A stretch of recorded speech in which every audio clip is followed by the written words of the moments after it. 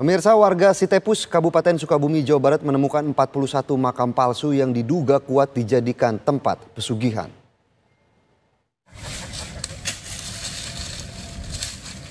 Warga di kawasan Citepus, Pelabuhan Ratu, Kabupaten Sukabumi, Jawa Barat menemukan 41 makam keramat palsu yang diduga sengaja dibangun untuk mencari keuntungan sendiri. Makam keramat palsu yang berada di tengah hutan karet yang masih produktif tersebut kerap didatangi sejumlah orang yang diduga akan mencari pesugihan. Dia memang makam keruhun. Resah dengan keberadaan makam keramat palsu tersebut, warga bersama ulama dan budayawan membongkar makam palsu tersebut. Selain itu, warga juga membongkar dan membakar sejumlah bangunan yang dijadikan padepokan. Pemilik lahan kebun karet, Eni Suhaimi, mengaku selama ini lahan tersebut disewa oleh seorang pria dari Banten. Dia bilang katanya mohon izin di sini bikin saung untuk ngademin pikiran sambil jarah. Nggak tahu mau bangun makam ini itu ya saya persilahkan. Terus saya izin ke Haji, ke kakak saya. Boleh kalau mau bikin warung mah, saung mah, cuman jangan terlalu lama. Gitu. Nah, tahu nggak kalau di sini ternyata ada banyak sekali makam-makam? Nggak tahu, karena kan Umi mah di warung terus tiap hari kan jualan. Jadi kan baru kali ini yang saya tahu gitu ada makam di sini. Sementara itu, petugas kepolisian Polres Sukabumi mengamankan J agar tidak menjadi korban amukan warga yang tengah emosi. Berdugaan berdukunan, namun masih kita dalami. Di sini terdapat juga ada makam palsu yang diduga makam palsu yang kita dalami. Sementara kita mengamankan yang bersangkutan demi keamanan dan keselamatan yang bersangkutan daripada amuk massa. akhirnya dibawa dulu ya. Kita dalami dulu, kita bawa ke Mako. Kan kita dalami seperti apa motif dan dia niatnya gitu. Usai pembongkaran makam keramat palsu tersebut, warga bekerja sama dengan pihak terkait akan melakukan pengawasan ketat di wilayah mereka tinggal. Dari Sukabumi, Jawa Barat, Rizky Gustana, TV One mengabarkan. Dan pemirsa, untuk menggali lebih dalam keberadaan 41 makam keramat palsu yang dibangun di Sitepus, Sukabumi, Jawa Barat, kami sudah bersama Firman Asep selaku tokoh sekaligus budayawan setempat. Selamat pagi, Kang Firman.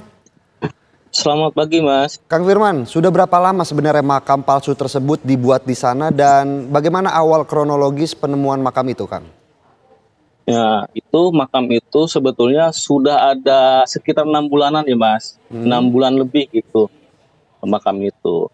6 bulan lebih, terus hari Kamis kita ada laporan dari warga karena warga itu tidak berani menelepon sebagai paguyuban kan gitu. Kita datang hari Kamisnya itu juga langsung ke lokasi dan memberitahukan kepada pihak kepala desa dan pihak berwajib lah supaya itu ditindak gitu.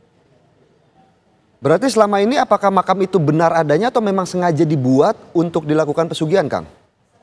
Nah, itu sebetulnya makam palsu ya yang dibuat itu, makam palsu itu. Karena di situ tidak ada makam ataupun makam keramat, itu tidak ada.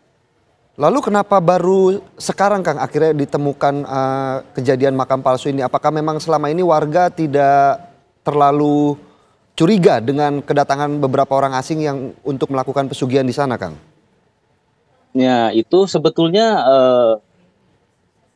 kecolongan ya. Kalau bicara itu kecolongan ya, pihak desa dan pihak setempat itu kecolongan ketika izinnya tadinya membuat saung-saung kan sudah lama itu, terus terjadinya lah pembentukan makam-makam yang ditakutkan karena sekarang banyak jaringan yang itu ke harta karun, ke UB itu yang jadi masalah, Mas. Kalau di sekitar area sana memang apakah dalam area yang dekat ini memang ada makam keramat atau seperti apa kondisi di sana, Kang? Oh, kalau makam keramat itu itu di Patilsan itu ada yang namanya Gunung Tangkil, itu ada betul itu. Kalau di sekitar situ tidak ada. Ketika melakukan pembongkaran sendiri sejauh mana kemudian masyarakat sana ikut melakukan pembakaran dan pembongkaran makam keramat palsu, Kang? Iya, karena masyarakat itu memuncak kemarahan lah, karena kan di situ bukan orang asli situ, terus bisa terjadi kan ditakutkannya itu ada penyimpangan ya, Mas. Itu aja masyarakat. Apakah selama ini juga warga setempat tidak merasa curiga dengan pelaku yang membangun makam palsu ini, Kang? Tidak, karena kan itu wilayah itu kan jauh dengan pihak RT RW itu jauh, pembatasan itu kan dari gunung kan, jauh dengan warga lah sebetulnya itu lumayan. Apakah ini baru pertama kali, Kang, terjadinya kasus makam keramat palsu di sana? Atau sebelumnya sudah ada kasus-kasus yang serupa? Iya, itu tahun 2010 kalau nggak salah pernah terjadi itu. Makam-makam palsu yang dibuat, patilasan yang dibuat makam. Karena hari ini kita koordinasi dengan pihak MUI dan lain-lain supaya wilayah Pelabuhan Ratu ini jangan sampai terjadi lagi kan gitu. Pembuatan makam-makam palsu itu sekarang banyak, bukan hanya di situ saja, banyak daerah Karanghawi itu banyak sebetulnya. Banyak, masih ada lah. Lalu bagaimana, Kang, untuk upaya dari warga setempat agar kasus serupa tidak terjadi lagi nih, Kang? Berupaya intinya kita meminta ke pihak pemerintahan atau pemberwajib supaya ada penyusuran lah gitu kan ke tempat patilasan, terus tempat wilayah Pelabuhan Ratu lah supaya itu bertindak gitu kan, atau dinas di Budpora kan gitu. Itu harus segera ditindak ketika ada pendatang yang terjadi seperti itu kan, kita tidak ingin lah gitu, Mas. Baik, terima kasih Kang Firman Asep atas penjelasannya selaku budayawan setempat di Sukabumi. Selamat pagi, Kang Asep.